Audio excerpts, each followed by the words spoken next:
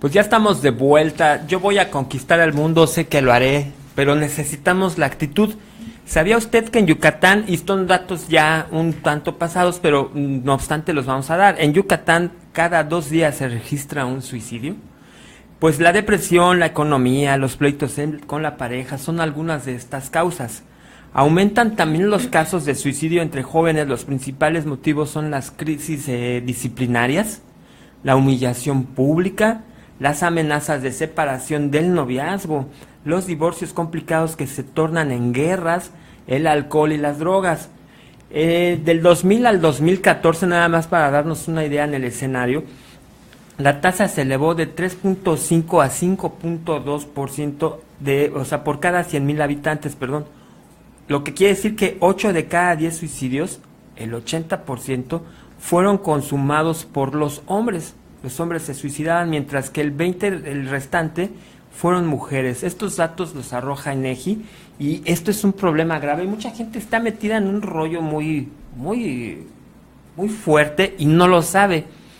La depresión, no sé, muchísimas gracias, nos está acompañando el doctor Jesús Ángel de la Cruz Ramírez y vamos a entrar en tema porque es un tema que tenemos que abordar. Y si nosotros todos, en todos los ámbitos, tenemos que estar listos y preparados para saber enfrentar. Muchísimas gracias, buenos días, doctor Jesús Ángel de la Cruz Ramírez. No necesariamente una depresión que puede llevar incluso al suicidio no atendido y no detectado a tiempo, tiene que ser a fuerza llorando y callado y deprimido. También la euforia es un signo de depresión. No necesariamente. Aquí lo más característico del suicidio como tal es que muchas veces podemos ver como imprescindible a la persona, o sea, no lo podemos detectar muchas veces, ya sea porque la persona se calla los síntomas o ya sea porque la persona prefiere aislarse, apartarse, tanto de su microsociedad, que es su familia, como de la sociedad misma. Entonces, esto muchas veces dificulta un diagnóstico temprano y obviamente un abordaje pleno. Aquí también influye mucho, como en el tema que estaban hablando anteriormente, el estigma, ¿no? El estigma en salud mental pesa mucho porque muchas veces, o casi siempre, el paciente, el usuario que tiene algún síntoma afectivo, ya sea ansiedad, ya sea depresión, ya sea angustia, cualquier síntoma afectivo, ¿verdad? O del pensamiento, no lo dice por el temor que tiene la persona a ser juzgado, a ser catalogado y posteriormente a ser rechazado. ¿Qué van a decir de mí? Van a decir que estoy loco, van a decir que estoy enfermo de la mente, que estoy desquiciado. Mejor no digo nada, mejor me lo callo. Y entonces o minimizar el problema de la persona, ¿no? Ese es otro. Ahorita es principalmente lo del estigma, ¿no? Entonces eso nos hace que la persona no solicite los servicios de salud mental como tal, que hay vastos, los vamos a ver al ratito, pero eso retrasa mucho el diagnóstico. Otra es la minimización del síntoma, del trastorno. La gente puede decir, pues se me va a pasar, no es nada, le voy a echar ganas, soy fuerte y voy a poder solo o sola, ¿no? O que la gente diga, ay, a veces no es nada, oye, pero es que me siento, ay, tú ya vas a empezar con tus cositas. Así, ¿no? Es, y eso es muy grave, Jorge. ¿Por qué? Porque uno no puede decir que no es nada porque no está en los zapatos del otro, ¿sí? Entonces vamos a suponer que ahorita entra un león. Entonces, a lo mejor tú, Jorge, agarras y combates con él. A lo mejor yo salgo corriendo. A lo mejor Gaby se paraliza y se desmaya. Entonces, cada uno de nosotros tiene diferentes formas en cómo reaccionar ante un evento. Entonces, el decir es que porque te corrieron del trabajo ya estás de chillón. Con tristeza. Ponte a trabajar, ¿no? Entonces, uno no puede decir tan a la ligera esas situaciones porque uno no está en los zapatos del otro. Ahora, algo muy importante, la gente cuando se dice a sí misma o le dicen, échale ganas, no se trata de llenar un costal de cemento, ¿verdad? O de arena, en decir... ¿Qué es echarle ganas? Échale ganas para que terminemos y nos vayamos, ¿no? Yeah. Esto no es así. Recordemos nosotros que la mente es parte fundamental de nuestro cuerpo. Así como si tú te rompes el brazo o te dañas del estómago, pues tú vas con el gastroenterólogo o con el traumatólogo, porque estás viendo una lesión física, se está viendo el hueso roto, se está viendo que tienes vómitos, diarreas, etcétera. Entonces es evidente. Pero la mente no se ve, ¿sí? La mente no es posible tocarla, palparla. Entonces pensamos que no existe. Pero la mente es todo aquello que te hace funcionar como humano. La mente es la que se encarga de que tú puedas analizar las cosas, de que tú puedas desplazarte, organizarte, tener tu independencia. Es lo que nos hace ser humanos, la mente. Entonces no es cosa tan sencilla y tan trivial. Entonces, como la mente es parte de nuestro cuerpo, también tiene derecho a enfermar y enferma, ¿sí? Entonces muchas veces la gente dice, pero ¿por qué, doctor, si yo hace una semana estaba muy bien? Hace 4 días estaba muy bien y ahorita estoy con una carga de ansiedad terrible, ¿no? Yo les vuelvo a poner el mismo ejemplo, sí, si tú te fracturas, en la mañana estabas bien, te caíste y te fracturaste, entonces no quiere decir que porque estabas bien hace unas horas, ya no puedas estar enfermo ahorita, ¿no? Entonces esto tiene no avisa, ¿no? Exacto, no avisa. Entonces esto tenemos que tenerlo bien en claro, Jorge, Gaby. ¿Por qué? Porque necesitamos permear a toda la población a que estén atentos a su cuerpo, a su organismo, ¿sí? Y que si detectan alguna situación que le afecte en su mente, ¿sí? Algún síntoma afectivo del pensamiento, no lo dejemos pasar. No caigamos o no sigamos cayendo en el error del se me va a pasar, le voy a echar ganitas. Como se percibimos una herida, ¿no? De repente, le voy a poner nomás un tantito de alcohol y se empieza a infectar hasta que ya queda...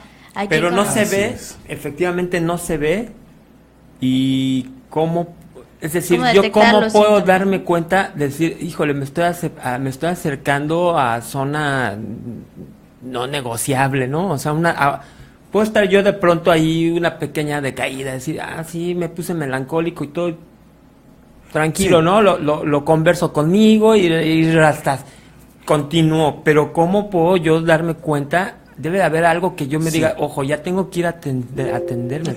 Eso es un punto muy importante. Todo el mundo, todos, podemos tener, ante la pérdida de un objeto trivial como una pluma, cualquiera, podemos tener tristeza, ¿no? O podemos ponernos ansiosos si resulta que nos regañó el jefe, ¿no?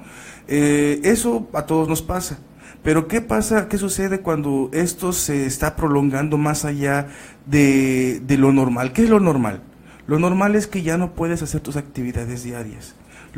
Esa es una situación que hay que poner alerta. Si ya la tristeza, la ansiedad, la angustia están influyendo en tu desempeño de tus actividades diarias y ya no estás rindiendo como antes y tienes ya una duración por lo menos... los libros de psiquiatría, de salud mental señalan 2 semanas, pero yo quiero disminuir eso, sería prudente disminuirlo a 1 semana y fracción, ¿sí? Entonces, si ya llevas más de 1 semana y detectas que continúas con el mismo síntoma afectivo, ya sea tristeza, depresión, angustia, desesperación, ira, etcétera, entonces ahí es una llamada de atención como para poder decir, no se me está pasando, ¿sí? Se me está quedando ese síntoma, se me está quedando ese malestar. Entonces, de primera instancia, acudir con tu médico de cabecera. No hay necesidad de que en ese preciso momento busques la atención especializada en salud mental como tal, pero sí que te acerques a tu médico y que le comentes que tienes un problema. Muchas veces el médico de primer contacto está capacitado para poder detectar si en algún momento hay un síntoma afectivo o un síntoma de la mente que puede manejar o que deriva a un especialista. ¿sí? Entonces, ese es el detalle y es lo que hay que nosotros informar. Nosotros podemos ir con nuestro médico de cabecera, nuestro médico familiar, nuestro médico de la comunidad, abrirnos con él de lo que nosotros nos está pasando y ya a sugerencia del médico ya nos podrá decir, no te preocupes, vamos a dar un tratamiento de primera instancia y vemos la evolución. Si en una semana, 2 semanas no vemos evolución, entonces te podemos canalizar a un segundo nivel de atención, ya sea con psicólogo o con médico psiquiatra, dependiendo del caso. Eso es como debería o debe de funcionar las escalas de atención en salud mental. Por ejemplo, alguna otra situación que me esté mandando la señal mi cuerpo para yo darme cuenta. Sí, principalmente, como comentábamos hace rato, es el rendimiento. Todos los síntomas afectivos, así como pasa con muchas otras enfermedades, van a haber disminuido el rendimiento en nuestra área laboral. Inclusive pueden decir las amas de casa, las señoras que se dedican al hogar, que es una de las actividades más pesadas, ¿sí? Pueden decir, pero y no pagadas. Y no pagadas, así es. Pueden decir, es que yo no trabajo, doctor. No, bueno, no trabajas en una fábrica, en una institución, pero la casa es una institución de gran peso. Entonces, muchas veces dentro de la casa tampoco se hacen las actividades que se deberían de hacer, como pues lo típico de la casa, ¿no? O sea, los trabajos rudos de la casa, que es el aseo, tener la limpieza, tener todo estructurado, el cuidado de los hijos. Esa institución del hogar también se ve afectada, y también las amas de casa tienen un alto riesgo de tener síntomas afectivos o síntomas en el pensamiento que disminuyan sus rendimientos en sus áreas. Incluso en el aspecto físico, ¿no, doctor? Que también es una persona, el rendimiento de nosotros mismos empieza como que a desarreglarse, cosas así, las amas de casa o las mujeres o los hombres en general también, como que ya no me voy a rasurar o ya no voy a hacer eso, como que te descuidas también el aspecto pues ¿para físico. qué? Si de todos modos, un estigma.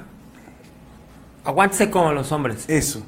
¿No? Así es. Esto, por ejemplo, y a mí me interesaba mucho platicar con usted este tema, porque dice, ay, bueno, ¿qué tiene que ver con Rural MX? Bueno, pues es que también en las zonas campo, fuera zonas de rurales. las ciudades grandes tenemos un alto índice de suicidios.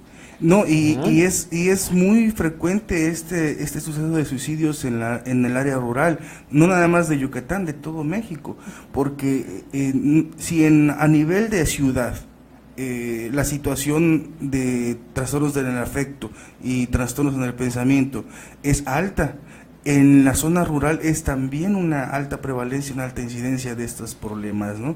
Entonces, algo muy importante aquí, si nosotros detectamos que nuestro familiar, nuestro amigo, nuestro vecino está teniendo un comportamiento distinto a como lo estaba presentando, la sugerencia no es que nada más vayamos con él o con ella y le digamos, échale ganitas, échale ganas, no te preocupes. No llore a 20 piedras, ¿no? Eso, o como machito, pórtese como macho y aguántese, y para adelante.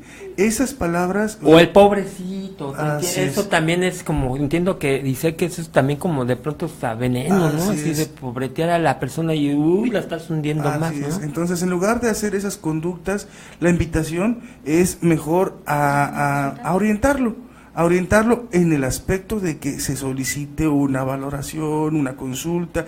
Volvemos a lo mismo, es como si vemos a nuestro compañero que tiene fracturada la mano y de modo que le digamos, échale ganas con tu fractura. No, pues no. No chille. No chille. Así es. Oye, pero está deformado, sí, pero ahí va a curar solo. Cuando vemos esa situación, sí le decimos, vente, vamos al hospital. Y hasta lo llevamos a nuestra camioneta, a nuestro auto, ¿no? Entonces, así como pasa con ese tipo de lesiones, es justamente lo que hay que hacer cuando tenemos un trastorno en el pensamiento. ¿Qué sería lo adecuado? A ver, tienes un problema, ¿no? Así, Juan, un nombre universal. Juan, ¿no estás bien? Eso es claro. Y necesitas ayuda. Así es. Vente, te llevo, te doy un ride, te acompaño. Vamos con los que saben. Vamos, si estamos en una zona rural, por ejemplo, vamos con el médico del pueblo. Ajá, pues son los que saben, ¿no? Vamos con el médico del centro de salud, así es, exactamente. Tocar la primer base, que es tu médico general, ¿no? Así es, y ya el médico general hará las preguntas. Seguramente habrá muchas carencias dentro del centro de salud, pero lo mínimo es la entrevista que el médico le estará dando, y él ya estará con la posibilidad de decir, bueno, mire, lo vamos a canalizar a tal lugar, lo vamos a canalizar a tal institución, ¿sí? Entonces, ese es el parteaguas que nosotros tenemos que comenzar a